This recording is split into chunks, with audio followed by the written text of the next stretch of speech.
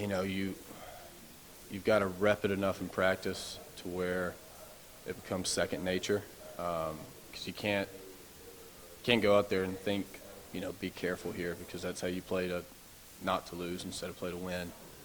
So it's just those million reps that you have in practice, with the mindset of protect the ball and also, be a ball player. I don't know, it just comes over time, I guess. You've had them in the past, but this year it doesn't feel like you've had like a make or break, got to have it drive. Mm-hmm. How do you get ready for that again in practice?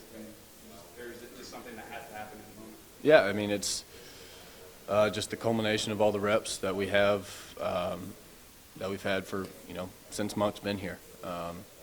And then, if that situation arises, then, you just got to trust in the players that you have and the plays that are called, to be able to go out and execute. Because at the end of the day, people usually lose games more than they win them. And all those plays at the end, if it comes down to a drive and in any game, then you just go out and execute.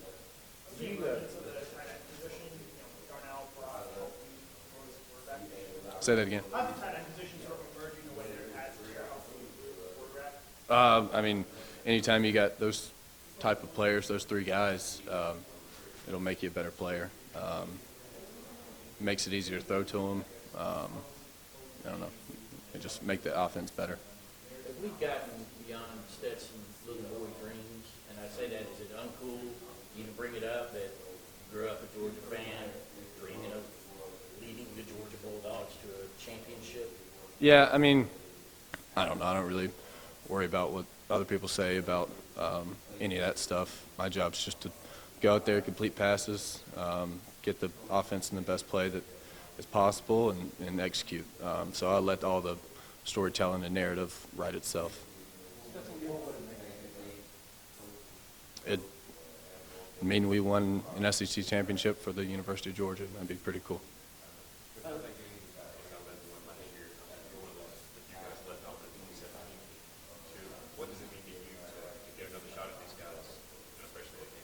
Yeah, they're a really good team, coached by one of the greatest to ever do it. They're strong in all facets of the game, and we don't really focus on a revenge aspect or getting back at them. If it was anybody else in the championship game, we'd be preparing the same way that we are doing.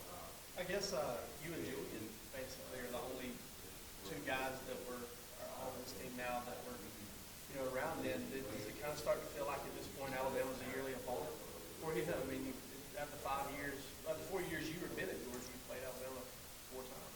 Yeah, I guess you could say that. Like I said, I try to leave the narrative and storytelling up to other people, but we have played them every year, and so I mean, yeah, you become more familiar with somebody the more you play them, but that's really all that's happened, I guess.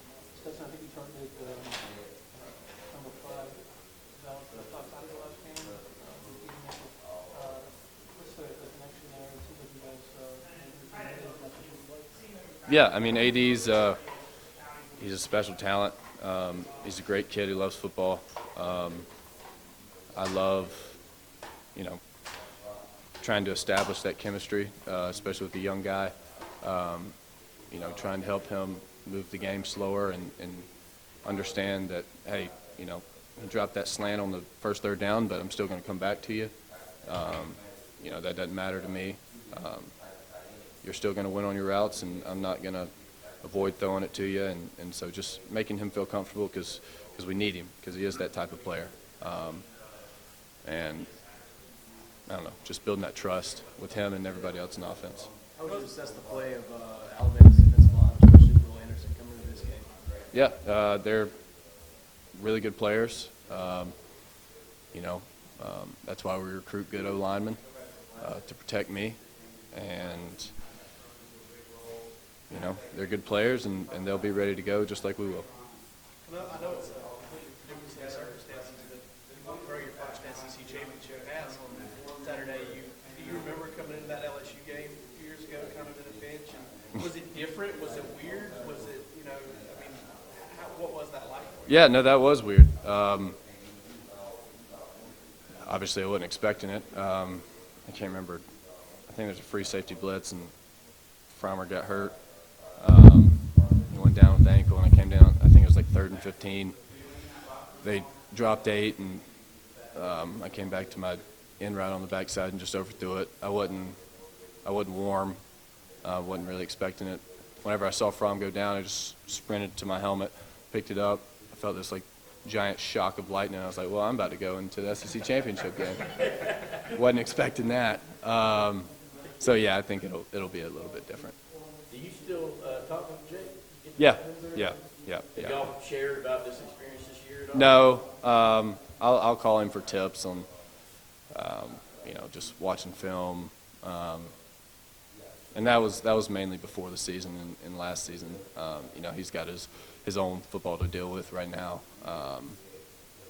but we're good buddies, and he texted me a few weeks ago just saying how proud he was of me, and so we talked a little bit there, but I'm excited for him and all the opportunities that he's going to get in the NFL, and he's a great player and smart and great leader and all those things. But You talk about your and JT's dynamic. What does a week look like for you guys in terms of getting ready? Do you guys have a routine as far as looking at film with Monken or whoever? Or do you how often do you guys talk off the practice field, off the playing field about what's coming up? yeah, I mean, we both, it's a different situation.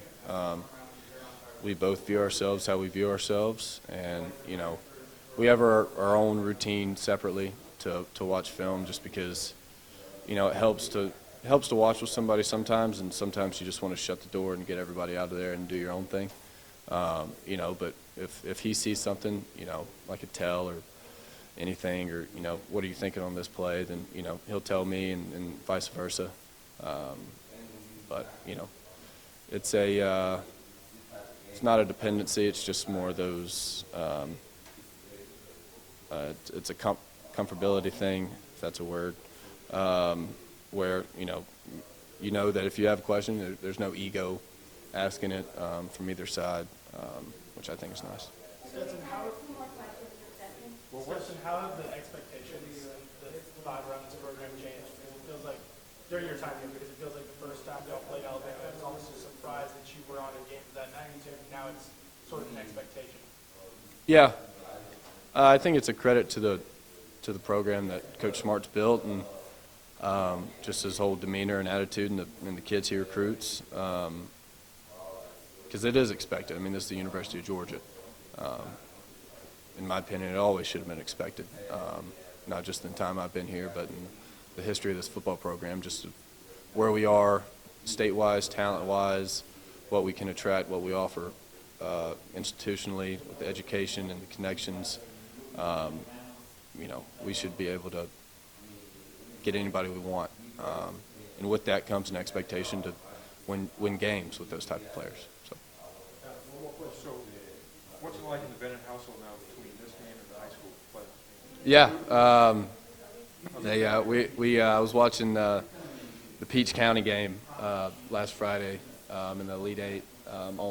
Kieris had a Facebook live stream of somebody's mom was filming it, and so we watched it, and we had some banner, and we smoked them pretty good. So they got the Final Four coming up this weekend, and I'm excited about that. Hopefully they bring it home again. They won state last year. That was probably the happiest I've ever been in any football situation when they won state, and I don't know, it's exciting. It's a good time football-wise for us. Thank you, Stetson. Thank you.